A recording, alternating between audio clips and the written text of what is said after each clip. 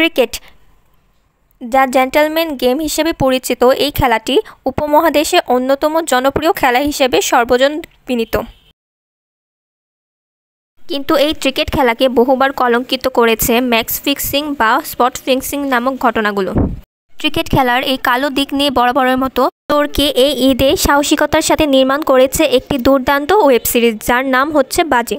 বহু বছর পর পর্দায় তাহসান ও মিথিলাকে একসাথে দেখতে পেলাম। তাহলে আর দেরি না করে দেখে নেওয়া যাক কী ছিল এই সিরিজের অন্তর্নিহিত মেসেজ। প্রথমেই আমাদের নিয়ে যাওয়া হয় বাংলাদেশে একটি T20 SPL-এর টুর্নামেন্টের ম্যাচে। খেলা চলছিল গোল্ডেন ড্রিমস এবং নর্দার্ন ড্রিমসের মধ্যে। গোল্ডেন ড্রিমস টিমের হয়ে খেলে সেরা ক্রিকেটার আবির হায়দার।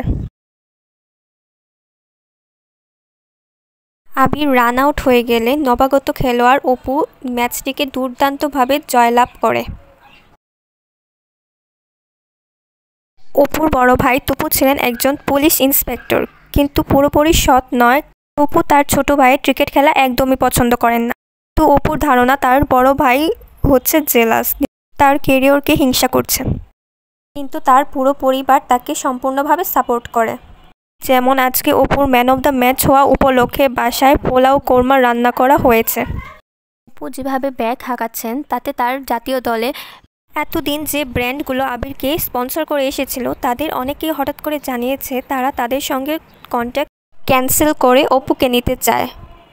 অপু তখন মন খারাপ করে বলে, ওকে, ওদের জানিয়ে দাও। অপু এবং অপুর টিমমেট একসাথে বসেছিল, তখন আবির আসে। তখন অপু বারবার বলতে থাকে সরি সরি সরি, কিন্তু আবির তখন বলে ম্যাচের কথা তো ম্যাচে রেখে দিয়ে এসে পড়ছি, কিন্তু তুই ম্যাচের পরে কোথায় গিয়েছিলি? ম্যানেজমেন্ট ব্যাপারটাকে অনেক সিরিয়াসভাবে নিয়েছে, তোকে সামনের ম্যাচে নাও রাখতে পারে, টিম থেকেও তোকে বাদ করে দিতে পারে। এভাবে না বলে বাসায় চলে যাওয়া তোর একদমই ঠিক হয়নি। রাতের বেলা তোকে ডাকবে, দেখা করে তুই আমার রুমে আসিস, দেখ কি বলে। রাতে অপুকে রুমে নিয়ে মদ খাওয়ায় আবির। এক পর্যায়ে অপু একটু বেশি ট্রিপসি হয়ে যায় এবং আবিরকে বলতে থাকে, অমুক ভাই বলেছে আমি এরকম পারফর্ম করতে থাকলে একসময় ভাই আপনার জায়গা খেয়ে দেব। এত বড় কথা শুনে একসময় অপুকে চড় মেরে বাইরে বের করে দেয় স্টার ক্রিকেটার আবির। অপু বেরিয়ে গিয়ে তার ভাই তপুকে ফোন দিতে থাকে। অপুর ফোন আসে, কিন্তু মন বিষণ্ণ থাকায় ফোন রিসিভ করে না। তখনই ঘটে যায় মর্মান্তিক এক ঘটনা। অপুর টিমমেট জিতু গিয়ে দেখে অপু মরে পড়ে আছে, তার মুখ দিয়ে সাদা ফেনা বের হচ্ছে। তাৎক্ষণিক পুলিশ আসে, সাংবাদিকরা তাদেরকে ঘেরাও করে অনেক ধরনের প্রশ্ন করতে থাকে। তখন মিথিলাকে দেখা যায়। মিথিলা এবং অন্যান্য সাংবাদিকদের প্রশ্নের কোনো উত্তর দিতে পারে না পুলিশ। সিন চলে আসে জামান নামে একজনের বাসায়। সে শেয়ারবাজার লস খেয়ে স্ট্রোক করে পঙ্গু হয়ে আছে। পাশের মহিলাটি হচ্ছে তার স্ত্রী। এদিকে সিন চলে আসে আবিরের কাছে। আবির কোনো একটি বিষয় নিয়ে খুবই চিন্তিত আছে। তার কাছে একটি পার্সেল আসে। সেই পার্সেলটি দেখে খুবই অবাক হয়, সাথে সে খুব চমকে যায়। এদিকে জামান সাহেব অনেক দেনায় পড়ে আছে, তাই ব্যাংক থেকে লোক ফোন দিয়ে তার কাছে টাকা চায়। তখন জামান সাহেবের স্ত্রী ফোন ধরে তাদেরকে বলে, টাকা তো জমা হয়ে গেছে, না দেখে ফোন দিবেন না, একটু কষ্ট করে দেখে নিন। তখন জামান সাহেব তাকে জিজ্ঞাসা করে, এত টাকা তুমি কোথায় পেলে? তখন স্ত্রী বলে, তোমাকে তা নিয়ে টেনশন করতে হবে না, শুধু এইটুকু জেনে রাখো সব টাকা আমি শোধ করে দিব। চলে আসে আবিরের বাসায়। আবিরের স্ত্রী বলে অনেক দিন ধরে ট্যুরে যায় না, তাই আবিরকে যাওয়ার জন্য অনুরোধ করে, কিন্তু আবির তখন অন্য মানুষকে হয়ে বসে থাকে। স্ত্রী তখন জিজ্ঞাসা করে, আমি কি তোমার জন্য টিকিট কাটবো? তখন আবিরের স্ত্রী বলে, তুমি না গেলেও আমরা যাব। তখন আবির বলে, যাও, তোমার যেখানে খুশি যাও। তখন আবিরের বউ রেগে বলে, তোমার অপু মারা গেছে যখন তোমার খেলা বন্ধ হয়ে আছে বলে আমার ডোর কিন্তু কখনো বন্ধ হয়ে থাকবে না, পৃথিবী এভাবেই চলছে আর এভাবেই চলবে, এই বলে চলে যায়। অন্যদিকে পুলিশ এই কেসের সাথে রিলেটেড সকলকে প্রশ্ন করছিল। দিন অপুর রুমে যে মেয়েটি রুম সার্ভিসের কাজ করছিল তাকে ডাকা হয়, কিন্তু সে জানায় সেদিন নাকি সে কাজে ছিল না। কিন্তু পুলিশ তাকে নানা ধরনের প্রশ্ন করে এবং তাকে সিসিটিভি ক্যামেরা দেখায়। সেখানে সে বলে যে মেয়েটি সে না, তার পোশাক পরে অন্য কেউ এসেছিল, কিন্তু মেয়েটির চেহারাও ভালোভাবে দেখা যাচ্ছিল না। পরবর্তীতে দেখা যায় অপুর ভাই তপু বাইরে দাঁড়িয়ে সেলিমের জন্য অপেক্ষা করছিল। সেলিম অপুর কেসটি হাতে পেয়েছিল। তপু অপুর ভাই হওয়ায় সে এই কেসটি নিতে পারেনি। তখন পুলিশ তার ভাইয়ের মৃত্যুর কারণ বলে, কারণ সে আত্মহত্যা করেছিল, কিন্তু তপু তা বিশ্বাস করতে চেয়েছিল না। বলছে, আমার ভাই কেন আত্মহত্যা করতে চাইবে, তার কোনো কারণ নেই। আপনার ভাই ম্যাচ শেষ না করেই বাড়ি চলে আসছিল, সে কারণে নেক্সট ম্যাচে তাকে খেলতে দেওয়া হয়েছিল না, এই কারণেই আপনার ভাই আত্মহত্যা করেছিল। আর আর সেই সাথে আপনাকে কল এবং মেসেজ করেছিল, আপনি কল পিক করেননি, তাই আপনাকে মেসেজ দিয়ে দিয়েছিল।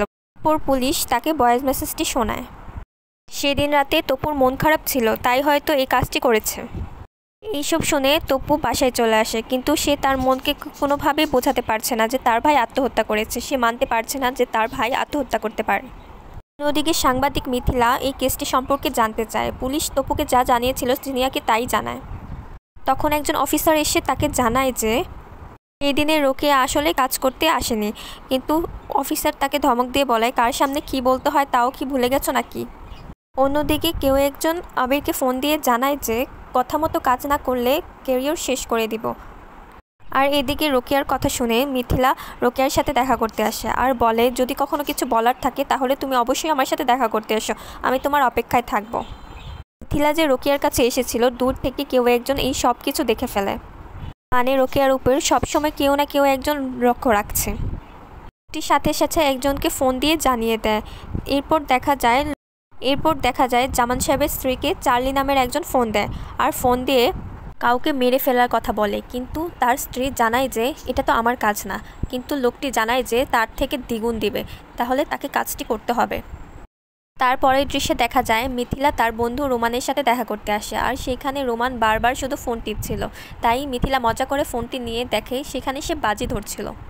তখন মিথিলা বলে এগুলা কিন্তু একদমই ঠিক না, কিন্তু রোমান জানায় যে এগুলা তো এখন কমন হয়ে গেছে। তখন মিথিলা জিজ্ঞাসা করে আচ্ছা কী নিয়ে বাজি ধরেছ। তখন রোমান জানায় যে আজকে আবির ভাই ডাব্বা মারবে, কিন্তু তখন মিথিলা জানায় যে তাহলে তোমরা আগের ম্যাচের জন্য বাজি ধরেছিলে। তখন রোমান জানায় হ্যাঁ ধরেছিলাম, কিন্তু অপুর জন্য অনেক টাকা লস হয়ে গিয়েছে, কিন্তু সমস্যা নেই, আবির ভাই এই ম্যাচে ডাব্বা মারবে, তখন সব টাকা ঠিক হয়ে যাবে।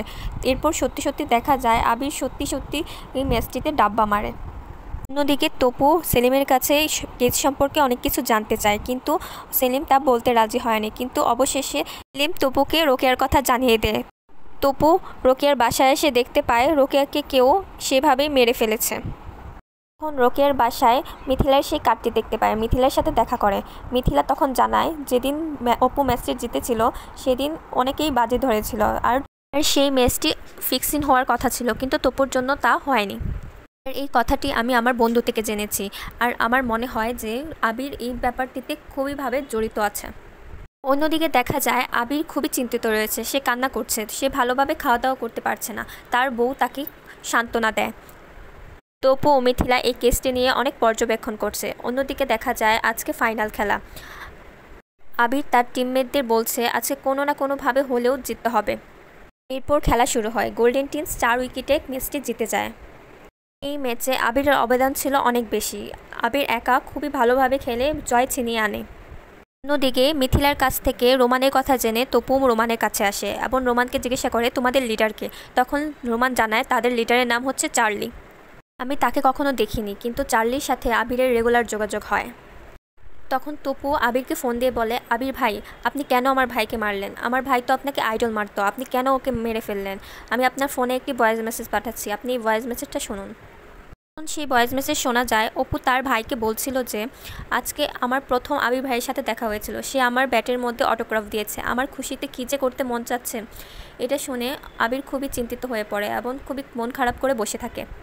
সেই সময় আবিরের একটি গোপন ভিডিও ভাইরাল হয়। আবিরের রুম থেকে একটি অজ্ঞাত মেয়েকে বের হতে দেখা যায়। মেয়েটির পোশাক এবং আবিরের অঙ্গভঙ্গি পুরোটাই সন্দেহজনক ছিল।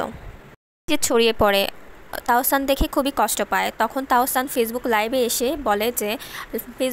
এসে ভাইরাল হওয়া আমার কাজ নয়, কখনো কখনো ইচ্ছার বিরুদ্ধে হলেও খেলতে হয়। আমার মতো অনেক খেলোয়াড়রাই আছে যারা ইচ্ছার বিরুদ্ধে হারে এবং ইচ্ছার বিরুদ্ধে জিতে।